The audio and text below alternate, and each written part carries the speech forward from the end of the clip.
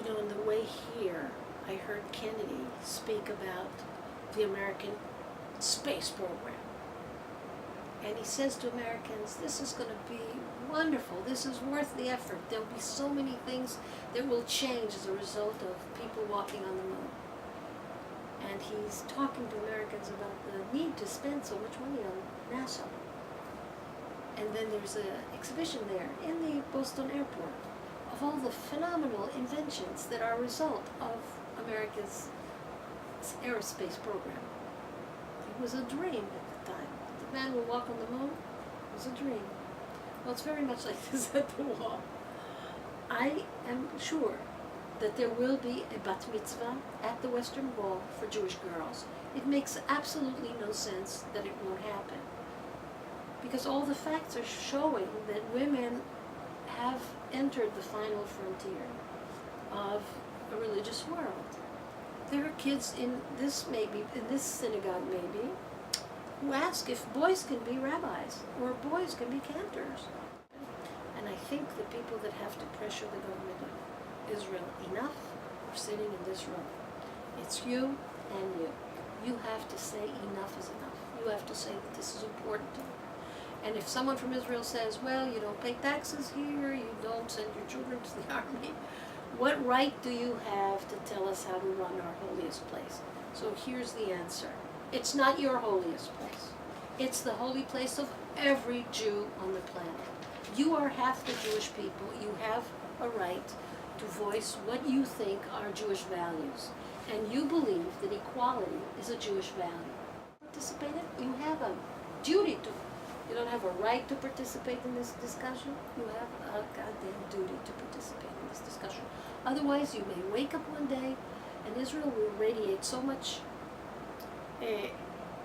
stuff that you won't be able to identify with, that you'll ask, how did this happen? It happened because good people were quiet. So it's time to march.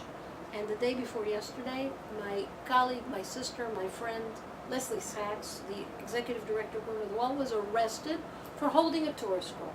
I think this starts the march of Torah to the world. Each and every one of you. You come to Israel, you bring a Torah scroll. And I think you should do more than that. I think you should walk to the nearest Israeli consulate with your Torah scrolls and your talitot and your children and your rabbis and hold a service right outside the consulate. And I think if 1,000 Torahs are brought to the wall and Netanyahu has to reject each and every one of them, turn you back. You bring your Torah from St. Louis and he says, no, no, no, you can't bring your Torah here. Turn around and go back. If enough Torahs are turned around, if enough Jews experience this rejection, the pressure will be on. And the pressure is on Netanyahu. The problem is not the rabbi, the chief rabbi of Israel, or the chief rabbi of the wall. They have their right to believe that women contaminate the Torah if they touch the Torah. They have the right to believe that. But who gave them the keys to the holiest site of the Jewish people? Who took the keys to the holiest site and just handed it to the most extreme minority group of Israel?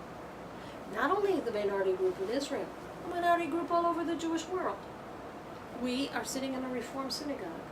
The Reform movement in North America is larger than the conservative and Orthodox combined. We are a force. Why are we tiptoeing around something that's so important? But secular Israelis, the majority of Israelis, when do they come to the wall? You know when they come to the wall? When Hannah comes to visit, then the Israeli relative is going to schlep himself to the wall. They don't go to the wall. They've given up. They believe that it's the ultra-Orthodox discotheque. That's where the ultra-Orthodox, it's their place. So when you talk about putting pressure from diaspora, do you mean like birthright groups? Yes. What? So they get to the wall and they do what? Women bring Torah with them and try and worship? You arrive in Jerusalem, first 48 hours in Israel, you're at a youth hostel, rah-rah, you're all excited. You walk from your hotel in Jerusalem streets, holding your Torah in your arms. Hopefully a woman is leading you. And you know what? No. A woman and a man alternately walk to the wall. And you walk to the entrance.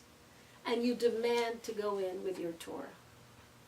On your trip to Israel, it's your birthright. Literally, it's your birthright.